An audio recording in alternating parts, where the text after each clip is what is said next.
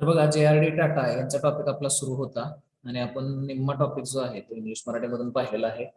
पण थोडक्यात अगोदर काय झालेलं आहे हे आपण बघून मग पुढच्या पार्टकडे वळूयात आज. तर बघा JRD टाटा यांचा हा चरित्रात्मक उतारा जो आहे तो आपल्याला देण्यात आलेला आहे. त्याच्यामध्ये JRD टाटा हे एक व्यक्ती म्हणून कसे होते, उद्योजक म्हणून कसे होते आणि त्यांनी एक व्यक्ती म्हणून आणि उद्योजक म्हणून देशासाठी आपल्या आणि देशातील लोकांसाठी काय केलेलं आहे हे या टॉपिक मध्ये सांगण्यात आलेलं आहे. तर 2004 हे जे वर्ष आहे हे टाटा ग्रुपसाठी अतिशय महत्वाचं आहे असं लेखक म्हणतो, कारण त्या वर्षी नवल टाटा आणि JRD टाटा यांची जन्मशताब्दी आहे आणि जमशेदजी टाटा यांची 100वी पुण्यतिथी आहे. त्यामुळं 2004 जे वर्ष आहे हे टाटा ग्रुपसाठी अतिशय महत्वाचं आहे असं मानलं जातं. 2 आणि त्यापेक्षा अधिक पिढ्या JRD टाटा आणि त्यांच्या मुलांनी जो काही व्यवसाय केलेला आहे, व्यवसाय करण्याचे जे काही संस्कृती घालून दिलेली आहे आणि आयुष्य जगण्याचे एक उत्तम उदाहरण जे आहे ते त्यांनी त्यांच्यामधून दाखवून दिलेलं आहे. म्हणजे व्यवसाय करत असताना आणि आयुष्य जगत असताना लोकांसाठी आणि देशासाठी काय कार्य करायचं किंवा लोकांची आणि देशाची काळजी कशी घ्यायची याचं एक उत्तम उदाहरण जे आहे ते JRD टाटा यांनी आणि त्यांच्या पिढ्यांनी जे आहे ते दाखवून दिलेलं आहे असं लेखक म्हणतो. JRD टाटांचं एक मत तिथं पुढे मांडलेलं आहे. आता लोकांचं आणि देशाचं भलं कसं केलेलं आहे याचं एक मत जे आहे JRD टाटा यांचं तिथं लेखकांना मांडलेलं आहे. तर ते मत काय आहे बघा त्यांचं, की जमशेदजी टाटा आणि त्यांच्या मुलांनी जी काही संपत्ती कमवलेली आहे देशामध्ये उद्योग व्यवसाय करून, भारतामध्ये उद्योग व्यवसाय स्थापन करून त्याच्यामधून जी काही संपत्ती जमशेदजी टाटा आणि त्यांच्या मुलांनी कमवलेली आहे ती दुसऱ्याच क्षणाला काय केलेली आहे तर देशाच्या भल्यासाठी वापरण्यात आलेली आहे, देशाला समृद्ध करण्यासाठी वापरण्यात आलेली आहे. ती जी सर्व संपत्ती आहे ती सर्व संपत्ती जी आहे ती एका संस्थेच्या माध्यमातून लोकांसाठी आणि देशाच्या भल्यासाठी वापरण्यात आलेली आहे. म्हणजे ट्रस्ट तयार केलेली आहे, एक संस्था स्थापन केलेली आहे, त्या संस्थेमध्ये तो जो सर्व पैसा आहे तो सर्व पैसा दिला जातो आणि त्या संस्थेच्या माध्यमातून देशाचं आणि लोकांचं भलं जे आहे ते केलं जातं. त्यामुळं एक चक्र पूर्ण झालंय असं JRD टाटा म्हणतात. लोकांकडून जे आलेलं आहे ते लोकांकडे परत गेलेलं आहे. म्हणजे कंपनीने व्यवसाय उद्योग जो आहे तो भारतामध्ये केलेला आहे आणि त्या व्यवसाय उद्योगातून त्यांनी पैसा जो आहे तो कमवलेला आहे, लोकांकडून पैसा कमवलेला आहे आणि तो कमवलेला जो पैसा आहे तो परत लोकांच्या भल्यासाठी ट्रस्टच्या माध्यमातून वापरण्यात आलेला आहे. त्यामुळं एक चक्र पूर्ण झालं असं JRD टाटा म्हणतात. लोकांकडून आलेला पैसा जो आहे तो लोकांच्याच भल्यासाठी परत वापरला गेलेला आहे. 29 जुलै 1904 रोजी पॅरिसमध्ये जहांगीर रतनजी दादोबाई टाटा यांचा जन्म झालेला आहे. ते त्यांचे वडील रतनजी दादोबाई टाटा आणि त्यांची फ्रेंच आई सुनी यांचे द्वितीय सुपुत्र आहेत.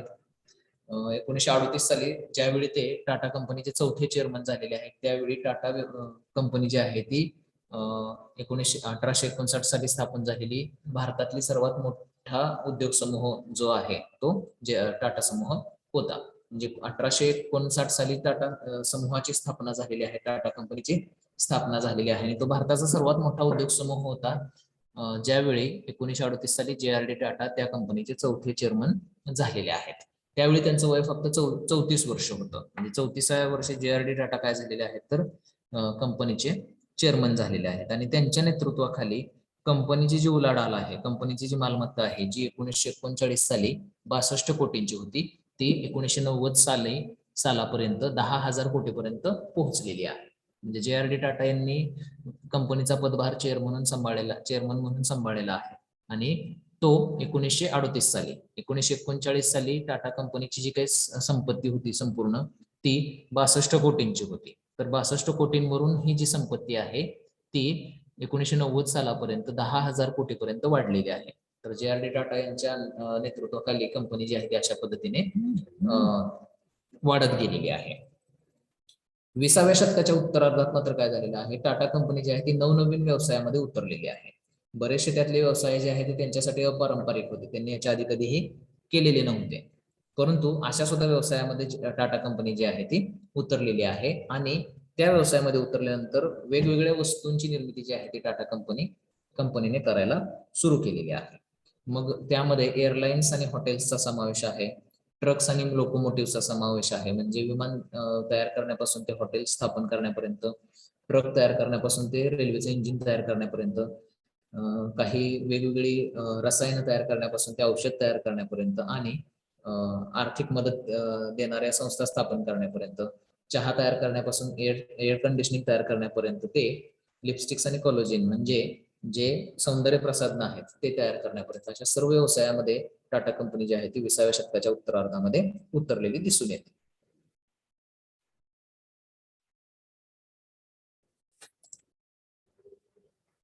तर अशा पद्धतीनं टाटा कंपनीचा विस्तार जो आहे तो वाढलेला आहे. त्यांचा पारंपरिक व्यवसाय सोडल्यानंतर पारंपरिक व्यवसाय सोडून इतर व्यवसायांमध्ये टाटा कंपनी उतरलेली आहे आणि त्याचाच परिणाम म्हणून काय झालेला आहे तर टाटा कंपनीची मालमत्ता जी 1939 साली 62 कोटींची होती ती 1990 सालापर्यंत 10,000 कोटीपर्यंत गेलेली आहे.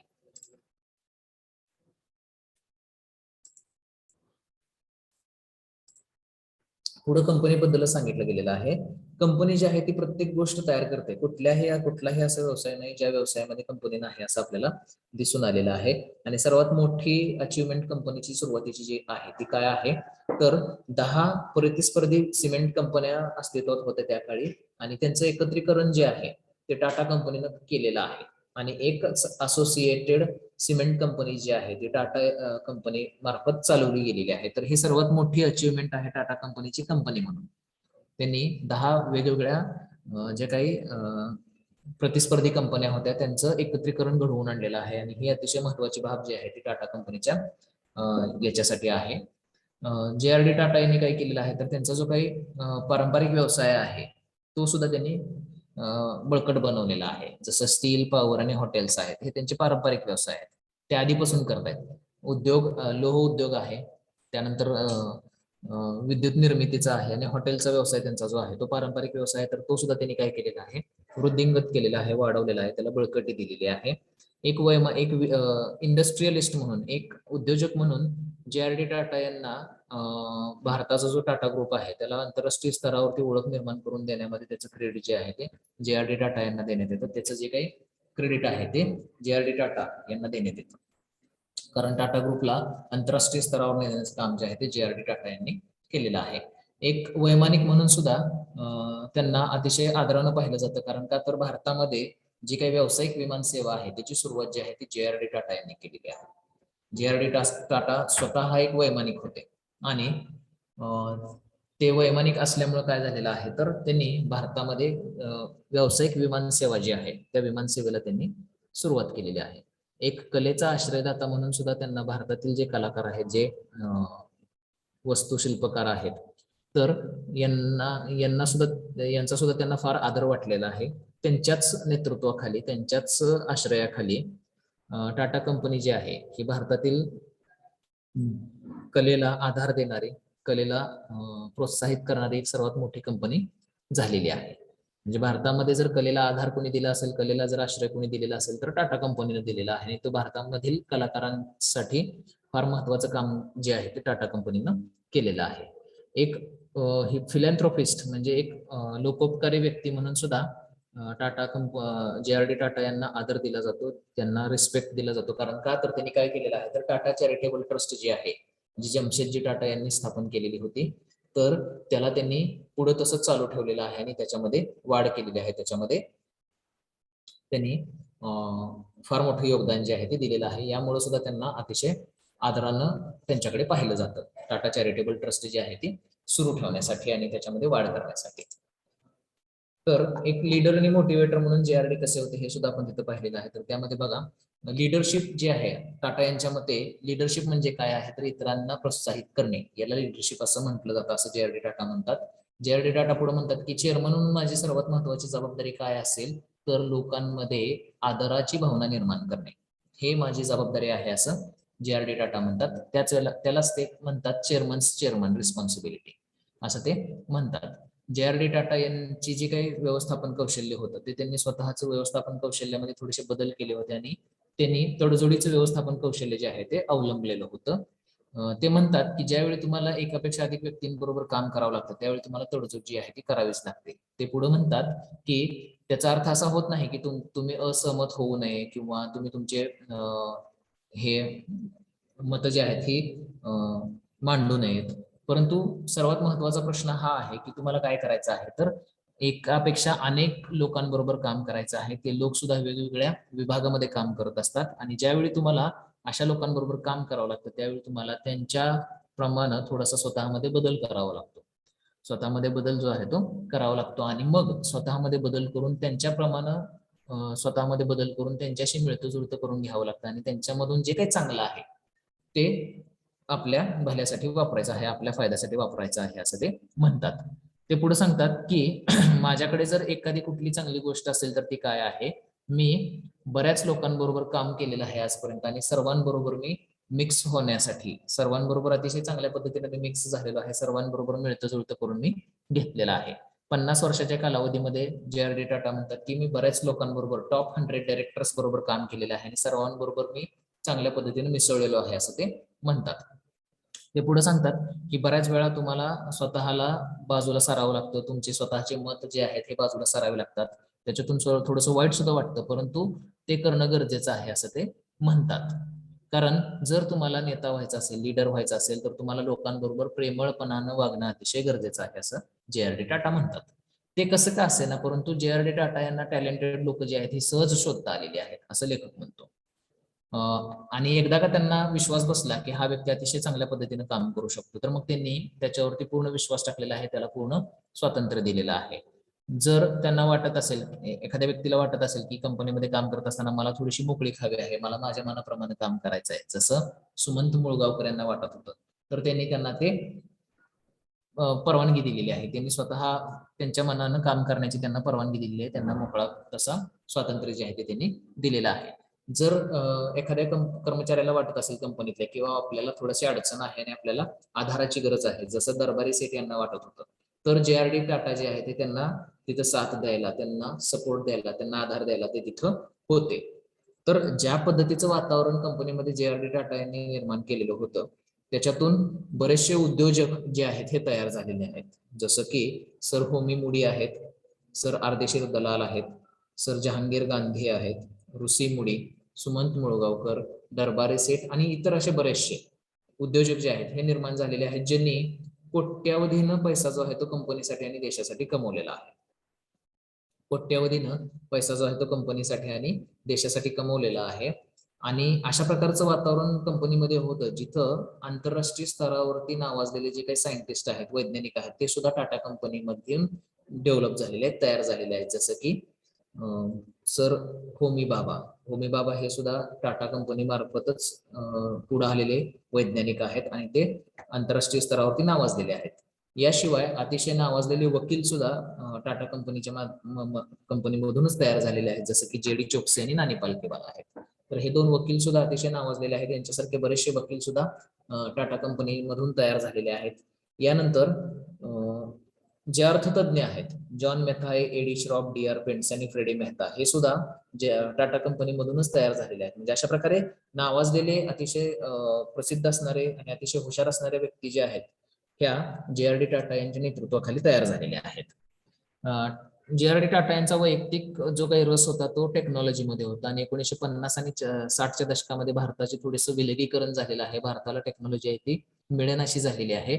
म्हणून टाटा कंपनीने काय केलेलं आहे तर नवीन कंपन्यांची स्थापना केलेली आहे, जसं की टाटा स्टील, टाटा केमिकल्स, आणि त्याच्यामधून टेक्नॉलॉजीची जी कमतरता भारतामध्ये निर्माण झालेली होती ती टाटा कंपनीनं पूर्ण केलेली आहे. तर अशा पद्धतीनं लीडर आणि मोटिवेटर म्हणून जे.आर.डी. टाटा होते.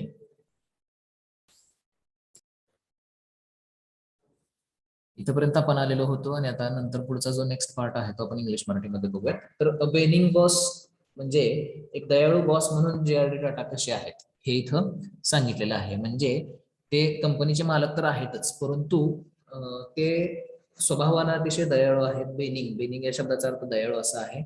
तर ते कसे आहेत ते तिथे सांगितलेलं आहे. According to Tata, the crux of any successful labour policy lay in making workers feel wanted.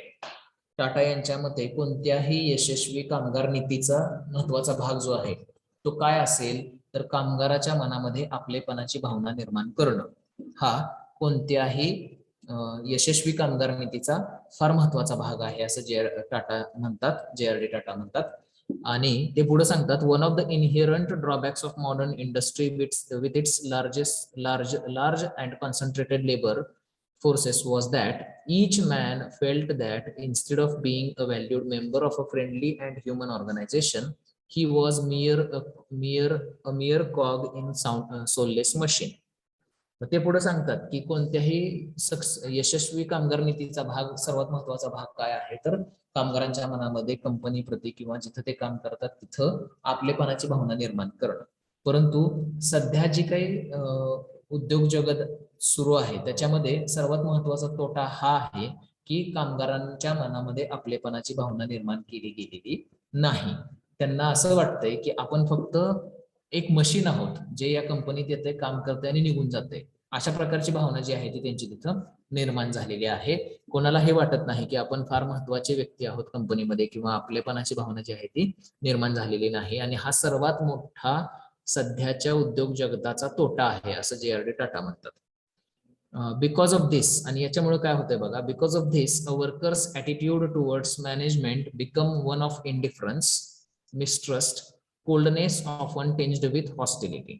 आणि मग अशामुळे काय होतंय तर कर्मचाऱ्याचा कंपनीच्या मालकाकडे बघण्याचा जो दृष्टिकोन आहे तो बदलतो. त्याच्यामध्ये एक प्रकारचा गैरविश्वास निर्माण होतो आणि परकेपणाची भावना जी आहे ती अशा प्रकारचा ऍटिट्यूड जो आहे तो कर्मचाऱ्यांचा होतो.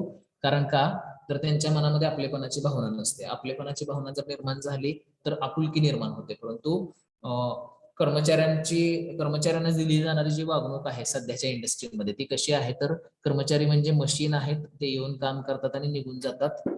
तर अशा पद्धतीचा ऍटिट्यूड जो आहे, अशा पद्धतीचा जे काही तोटा आहे कंपनीचा, त्याच्यामुळे काय होतं तर कंपन्यांचा जो कंपनीच्या मालकांकडे पाहण्याचा दृष्टिकोन जो आहे तो बदलतो. एक प्रकारचा गैरविश्वास आणि परकेपणाची भावना जी आहे ती कर्मचाऱ्यांच्या मनामध्ये निर्माण होते.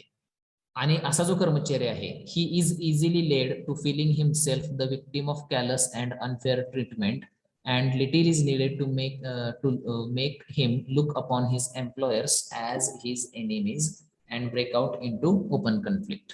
आणि मग अशा प्रकारचा जो कर्मचारी आहे ज्याच्या मनामध्ये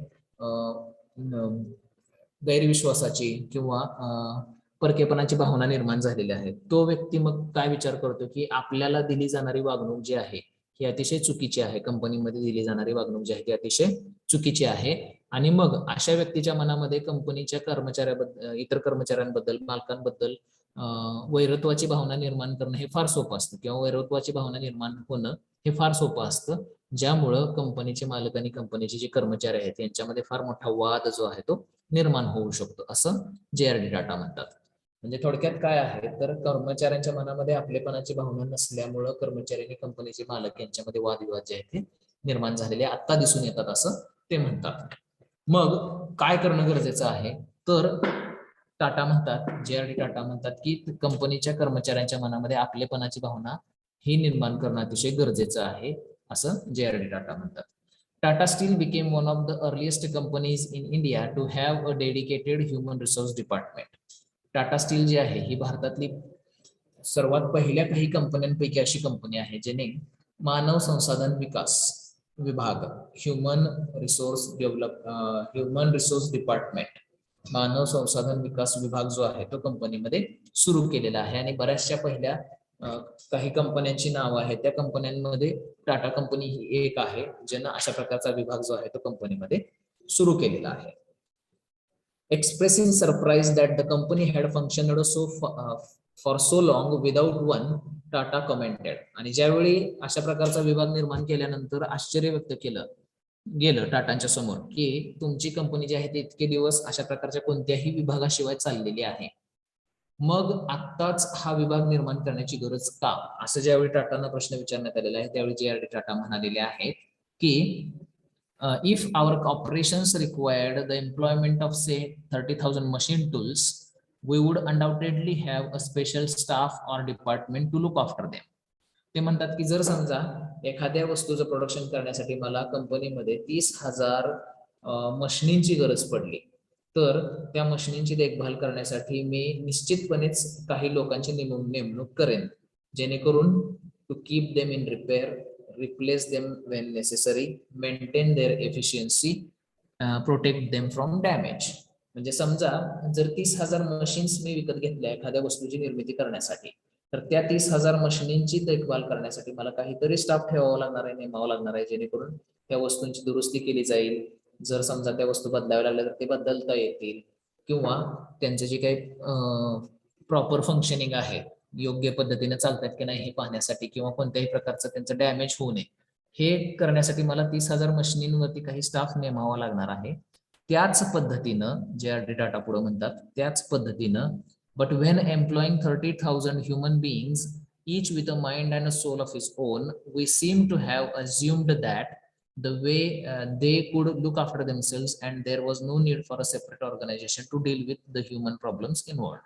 आणि मग ते म्हणतात की त्याच पद्धतीनं जर समजा 30,000 व्यक्तींना जर मी कामावरती घेतलं, प्रत्येकाचं स्वतःचं मन आहे, स्वतःचा विचार करण्याची पद्धत आहे, आणि जर मी असं गृहीत धरून चाललो की त्यांच्याकडे लक्ष देण्यासाठी आपल्याला एखाद्या वेगळ्या विभागाची गरज नाही, त्यांची जी काही अडीअडचणी आहेत त्या ते सोडवतील, असं जर मी धरून चाललो तर चालणार नाही. जसं 30,000 मशिनींची देखभाल करण्यासाठी मला काही लोकांची गरज आहे, तसंच लोकांची देखभाल करण्यासाठी, लोकांच्या अडीअडचणी सोडवण्यासाठी सुद्धा मला एखादा विभाग असावा असं वाटतं. म्हणून JRD टाटा म्हणतात की आम्ही ह्युमन रिसोर्स डिपार्टमेंट जे आहे, मानव संसाधन विकास विभाग जो आहे तो कंपनीमध्ये सुरू केलेला आहे. म्हणजे अशा पद्धतीने इतकी काळजी जी आहे कंपनीचा मालक म्हणून JRD टाटा जे आहे ते कंपनीच्या कर्मचाऱ्यांची घेत आहेत. म्हणजे एक दयाळू मालक कसा असावा, तर याचं एक उत्तम उदाहरण जे आहे ते JRD टाटा यांच्या मार्फत आपल्याला देण्यात आलेलं आहे. म्हणजे कंपन्यांची जशी आपण कंपन्यांमधल्या मशिनींची देखभाल करतो, तसंच लोकांच्या अडीअडचणी सोडवण्यासाठी त्यांना मदत करणे हे सुद्धा तितकंच महत्वाचं आहे. आणि त्यामुळं JRD टाटा म्हणतात की आम्ही ह्युमन रिसोर्स डिपार्टमेंट जे आहे ते सुरू केलेलं आहे. तर असे एक दयाळू व्यक्तिमत्व जे आहे ते JRD टाटा होते. तर ते पुढे बघा काय म्हटलंय, Jehangir Ratanji Dadabhoy Tata JRD Tata died in Geneva on November 29, 1993 and made his money in India. असे जे JRD टाटा होते, दयाळू बॉस होते, त्यांचा जे काही मृत्यू आहे तो 29 नोव्हेंबर 1993 रोजी जिनिव्हा इथं झालेला आहे. जिनिव्हा इथं त्यांनी त्यांचा अखेरचा श्वास घेतलेला आहे, तिथं त्यांचा मृत्यू झालेला आहे. त्यांनी संपूर्ण पैसा जो आहे तो भारतामध्ये कमवलेला आहे. संपूर्ण आयुष्य आणि त्यांचा जो काही बराचसा कार्यकाल जो आहे आयुष्याचा तो त्यांनी भारतामध्ये व्यतीत केलेला आहे. Few addressed him with the full pomposity of the name with which he was born. आता काही लोक असतात समाजामध्ये जे म्हणतात की त्यांचं नावच टाटा आहे, त्यामुळं ते काही फार महान आहेत असं नाही, तर ऑलरेडी असताना ते श्रीमंत असल्यामुळे त्यांनी काही फार मोठं काम केले असं बोलायचं, असं म्हणायचं नाही, किंवा असं काही नाही असं बरेच लोक त्यांच्याबद्दल म्हणालेले आहेत. म्हणजे त्यांच्याबद्दल फार मोठ्यानं बडाई चढाईनं बोललं गेलेलं आहे. परंतु he was simply JRD to the world and to his friend. परंतु ते जगासाठी आणि त्यांच्या मित्रांसाठी फक्त JRD होते. टाटा हे नाव त्यांच्या नशिबाने त्यांना मिळालेलं होतं, परंतु लोकांसाठी, इतर लोकांसाठी, जगासाठी आणि त्यांच्या मित्रासाठी फक्त ते JRD होते. JRD was India's most well non industrialist, widely respected for his enormous contribution to the development of Indian industry and aviation in particular. JRD Tata हे अतिशय प्रसिद्ध उद्योजक होते भारतामधले, आणि त्यांनी जे काही योगदान दिलेलं आहे भारतीय उद्योगामध्ये, जे काही योगदान दिलेलं आहे आणि पर्टिक्युलरली भारतीय विमान सेवेमध्ये जे काही योगदान दिलेलं आहे त्यासाठी त्यांना आदर दिला जातो. आदराची भावना त्यांच्यासाठी प्रत्येक लोकांच्या मनामध्ये आपल्याला असलेली दिसून येते. JRD Tata headed India's largest industrial conglomerate with uncommon success. अतिशय यशस्वीपणे भारताचा सर्वात मोठा उद्योग समूह जो आहे तो JRD टाटा यांनी चालवलेला आहे. आणि ही फक्त त्यांच्या आयुष्याची एक बाजू आहे, आयुष्याच्या नाण्याची त्यांची एक बाजू आहे. But this was only one aspect of his life. ही जी बाजू आहे, एक उद्योजक म्हणून JRD टाटा हे जे आहेत हे एक उद्योजक असणं ही त्यांच्या आयुष्याची एक बाजू आहे, त्यांच्या आयुष्याच्या नाण्याची एक बाजू आहे. आणि दुसरी त्यांची बाजू अशी आहे की he was also a man of great sensitivity and was pained by the poverty he saw around him and sought vigorously to alleviate it. तर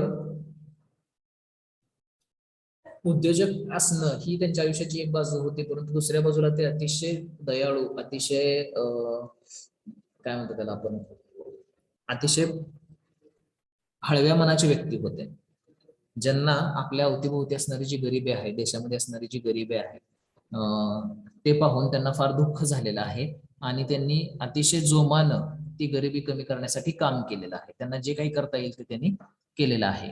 He also was a philanthropist who wanted India to be a happy country and did all he could to make it so. ते लोकोपकारी व्यक्ती होते, ज्यांना भारत हा एक आनंदी देश असावा असं वाटत होतं आणि त्याच्यासाठी त्यांना जे शक्य आहे ते सर्व प्रयत्न त्यांनी केलेले आहेत. म्हणजे लोकांच्या कल्याणासाठी, भारताच्या कल्याणासाठी, भारत हा एक चांगला देश, आनंदी देश व्हावा ही त्यांची मनातली इच्छा होती. भारतातली गरिबी कमी व्हावी ही त्यांच्या मनातली इच्छा होती आणि ते पूर्ण करण्यासाठी त्यांना जे काही करता येईल ते सगळं त्यांनी केलेला आहे. असा व्यक्ती, कलेचा आणि विज्ञानाचा आश्रयदाता, a patron of the sciences and arts and man with passion for literature, fast cars, skiing and flying was JRD Tata. आणि असे जे व्यक्ती आहेत ज्यांना देश आनंदी असावा असं वाटत होतं आणि ते करण्यासाठी त्यांनी भरपूर काम केलेलं आहे. शिवाय कलेचा आणि विज्ञानाचा आश्रयदाता, लिटरेचर म्हणजे वाङ्मयाची आवड असणारा माणूस, फास्ट कारची आवड असणारा माणूस, स्कीइंगची आणि फ्लाइंगची आवड असणारा माणूस JRD टाटा होते.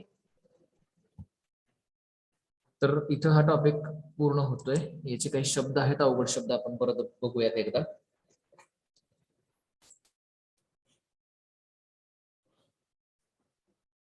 तर ते शब्द पुढील प्रमाणे आहेत बघा. फिलॅन्थ्रोपिस्ट हा शब्द आहे rich person who helps other. एक श्रीमंत व्यक्ती जो इतरांना मदत करतो, म्हणजेच लोकोपकारी किंवा गरिबांना मदत करणारा. पॅट्रॉन, पॅट्रॉनचा अर्थ आहे प्रोप्रायटर ऑफ बिझनेस, मालक किंवा दाता असा त्याचा अर्थ होतो. कॉंग्लोमरेट, कॉंग्लोमरेट या शब्दाचा अर्थ आहे made of different parts or collection. समूह असा त्याचा अर्थ आहे वेगवेगळ्या वस्तूंनी एकत्र येऊन बनणे, म्हणजे समूह होणे, समूह असा त्याचा अर्थ आहे. त्यानंतर पॉम्पोजिटी, पॉम्पोजिटी या शब्दाचा अर्थ आहे पॉम्पस बिहेवियर किंवा शो ऑफ, बडाई करणे किंवा देखावा करणे. त्यानंतर फ्लरिश, फ्लरिश या शब्दाचा अर्थ आहे टू ग्रो वेल, वाढणे, डेव्हलप होणे. एंटरप्रेन्युअर्स, बिझनेसमन असा त्याचा अर्थ आहे उद्योजक या शब्द, मराठी शब्द त्याचा अर्थ येतो. Suppressing, suppressing, stop by force, pressurise म्हणजे दबाव निर्माण करणे असा सप्रेसिंग या शब्दाचा अर्थ आहे. स्ट्रेट जॅकेटेड हा शब्द आलेला नाही, परंतु आपण इथे घेतलाय. रिस्ट्रिक्ट, निर्बंध लादणे. त्यानंतर विगरसली, विथ एनर्जी, उत्साहीपणे असं त्या शब्दाचा अर्थ आहे. आणि सबसिडियरीज हा शब्द आलेला नाही. तर अशा पद्धतीने हा टॉपिक जो आहे आपला इथं पूर्ण होतोय. याचे प्रश्न उत्तर जे आहे ते आपण लगेच बघूयात.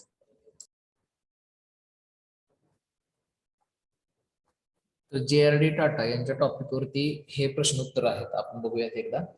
In which year was the 100th birth anniversary of JRD and Naval Tata and the death centenary of Jamshedji Tata? कोणत्या वर्षी JRD आणि नवल टाटा यांची जन्मशताब्दी आणि जमशेदजी टाटा यांची 100वी पुण्यतिथी होती? पहिल्याच ओळीमध्ये उत्तर आहे या प्रश्नाचं 2004 हे जे वर्ष आहे हे टाटा कंपनीसाठी अतिशय महत्वाचं आहे, कारण त्या वर्षी JRD आणि नवल टाटा यांची जन्मशताब्दी आणि जमशेदजी टाटा यांची 100वी पुण्यतिथी आहे असं टॉपिक मध्ये पहिल्याच ओळीत म्हटलं गेलेलं आहे. त्यामुळे 2004 हे जे वर्ष आहे हे टाटा ग्रुपसाठी अतिशय महत्वाचं आहे, कारण त्या वर्षी नवल टाटा, JRD टाटा यांची 100वी जन्मशताब्दी आणि जमशेदजी टाटा यांची 100वी पुण्यतिथी आहे. तर 2004 हे त्याचं उत्तर आहे. त्यानंतर JRD Tata was born on, JRD Tata यांचा जन्म कधी झालेला होता? तर इथं उत्तर दिलेलं आहे बघा, बॉर्न इन पॅरिस ऑन जुलै 29, 1904. म्हणजे जुलै 1904 रोजी, 29 जुलै 1904 रोजी JRD टाटा यांचा जन्म झालेला आहे. Where was JRD Tata born? JRD Tata यांचा जन्म कुठे झाला? तर त्याच ओळीमध्ये त्याचं उत्तर आहे बॉर्न इन पॅरिस, पॅरिस मध्ये त्यांचा जन्म झालेला आहे. इंग्लंड, लंडन, इंडिया किंवा जपान याच्या व्यतिरिक्त पॅरिस हे जे उत्तर आहे ते बरोबर आहे. पॅरिस मध्ये त्यांचा जन्म झालेला आहे. त्यानंतर Wien was Tata company established? Tata कंपनीची स्थापना कधी झालेली होती? तर त्याचं उत्तर जे आहे ते इथं आहे बघा. Established in 1859. 1859 साली टाटा कंपनीची स्थापना जी आहे ती झालेली होती. तर इतर काही उत्तर दिलेली असतील तर ती न बघता 1859 हे टाटा कंपनीच्या एस्टॅब्लिशमेंटचं म्हणजे स्थापनेचं वर्ष आहे हे लक्षात ठेवायचं.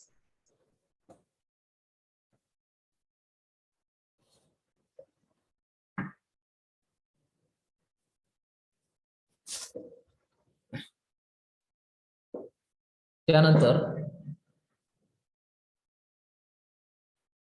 पुढचा प्रश्न आहे, at what age did Tata JRD Tata become the chairman of Tata group? Tata ग्रुपचे चेअरमन JRD टाटा कधी झालेले आहेत?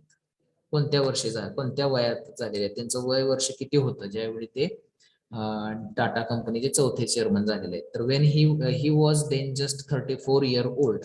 34 इयर्स ओल्ड हे इथं त्याचं उत्तर जे आहे ते दिलेलं आहे. म्हणजे JRD टाटा हे वयाच्या 34व्या वर्षी ऍट द एज ऑफ 34 ते कंपनीचे चेअरमन झालेले आहेत.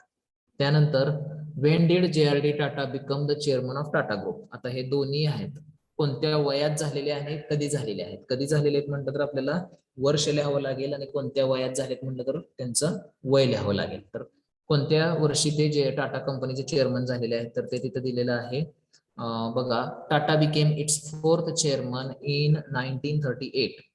1938 साली ते कंपनीचे चेअरमन झालेले आहेत आणि चौथे चेअरमन. त्याच्यावरतीच पुढचा प्रश्न दिलेला आहे. JRD Tata was dash chairman of the company 5th, 10th, 4th आणि 2nd. तर JRD टाटा हे कंपनीचे चौथे चेअरमन होते. इथं त्याचं उत्तर दिलेलं आहे. Tata became it's 4th chairman in 1938. 1938 साली JRD टाटा हे त्या कंपनीचे चौथे चेअरमन झालेले आहे. JRD Tata was 4th chairman of the company. त्यानंतर how much was the value of Tata assets in 1939. 1939 साली टाटा कंपनीच्या मालमत्तेची किंमत किती होती? तर इथं त्या ओळीतच आपल्याला तिथे दिलेलं आहे. Tata assets climbed from ₹62 crores in 1939 to over 10,000 crores in 1990. म्हणजे टाटा कंपनीची जी मालमत्ता आहे ती 1939 रोजी 62 कोटींची होती. 62 कोटींची होती.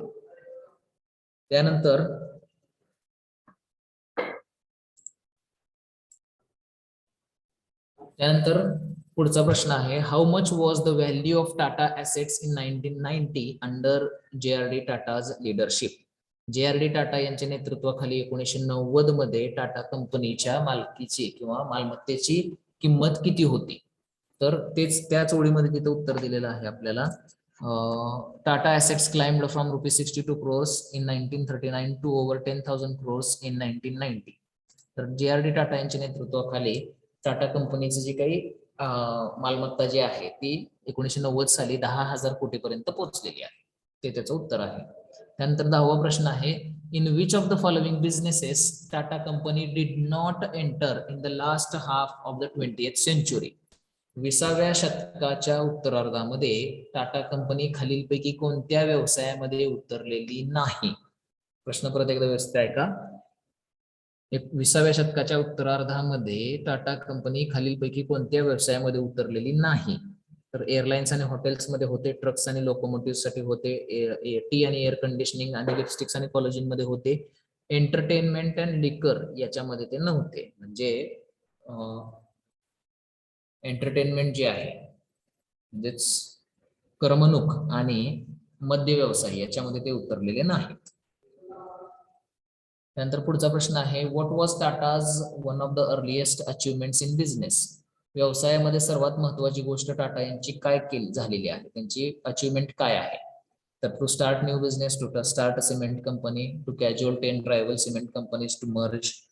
तर ते उत्तर त्याचं आहे. म्हणजे 10 प्रतिस्पर्धी सिमेंट कंपन्यांचं एकत्रीकरण होण्यासाठी मन वळवणे हे सर्वात महत्वाची गोष्ट जी आहे ती टाटा कंपनीने केलेली आहे. त्याचं उत्तर जे आहे ते त्याच ओळीत आहे बघा.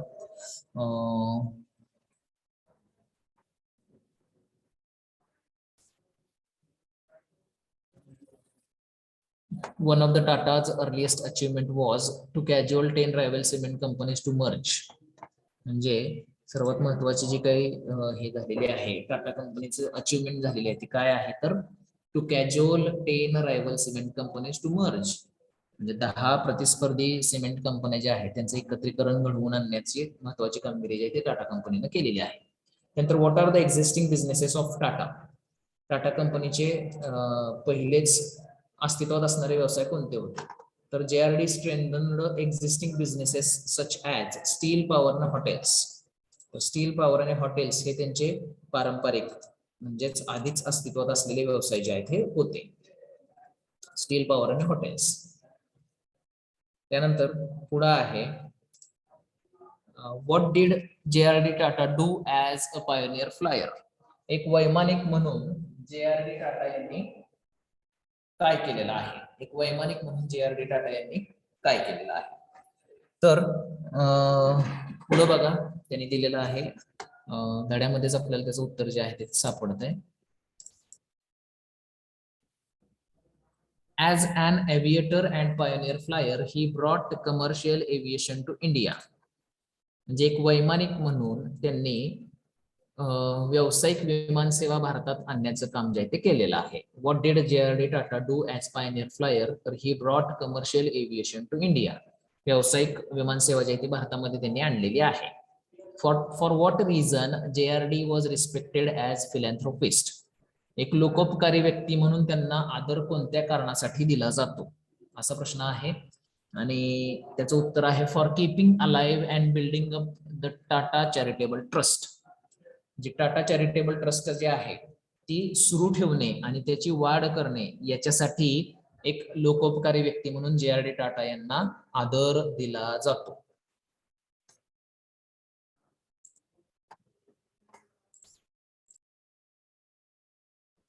पुढचा प्रश्न आहे what is the meaning of leadership according to JRD Tata यांच्या मते लिडरशिपचा अर्थ काय आहे तर तिथं धड्यामध्ये दिलेलं आहे बघा.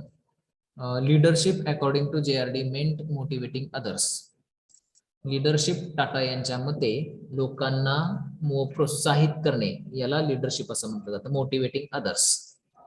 Which of the following is a scientist developed under JRD Tata. खालीलपैकी कोणता व्यक्ती हा वैज्ञानिक आहे जो JRD टाटा यांच्या नेतृत्वाखाली तयार झालेला आहे तर अर्देशीर दलाल, होमी मुडी, दरबारी सेठ जे आहेत हे उद्योजक आहेत आणि होमी बाबा हे सायंटिस्ट आहेत.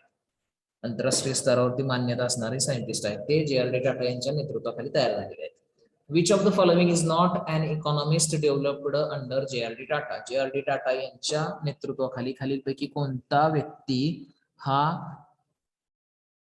खालीलपैकी कोणता अर्थतज्ञ हा तयार झालेला नाही तर JD चोक्सी हा अर्थतज्ञ नसून हा जो आहे हा लॉयर आहे, वकील आहे JD चोक्सी. बाकी जॉन मेथाई, एडी श्रॉफ, DR पेंडसे हे वकील आहेत जे JRD टाटा यांच्या नेतृत्वाखाली तयार झालेत. अर्थतज्ञ आहेत जे JRD टाटा यांच्या नेतृत्वाखाली तयार झालेले आहेत. पण JD चोक्सी हे काय आहे तर इकॉनॉमिस्ट म्हणजे अर्थतज्ञ नाही तर ते वकील आहेत. Which of the following are lawyers developed under JRD Tata. JRD Tata यांच्या नेतृत्वाखाली कोणते वकील तयार झालेले आहेत. JD चोक्सी आणि नानी पालकीवाला हे वकील आहेत. बाकी सगळे सायंटिस्ट आणि इकॉनॉमिस्ट आहेत. त्यानंतर पुढचं आहे which of the following is not entrepreneur. इथं प्रश्न चुकलेला आहे, तुम्हाला तो प्रश्न पाठवताना आपण एडिट करून पाठवणार आहोत. तर काय म्हटलेलं आहे which of the following is an entrepreneur. हे नॉट जे आहे ते वाचायचं नाही, हे नॉट जे आहे ते तिथं नाही. तर which of the following is an entrepreneur developed under JRD Tata. JRD Tata यांच्या नेतृत्वाखाली खालीलपैकी कोणता उद्योजक तयार झाला. आता Lionel Messi, Usain Bolt, Walter Edward डँडी हे उद्योजक नाहीत तर सुमंत मुळगावकर हा जो आहे हा उद्योजक आहे तर तो त्यांच्या अंडर तयार झालेला आहे.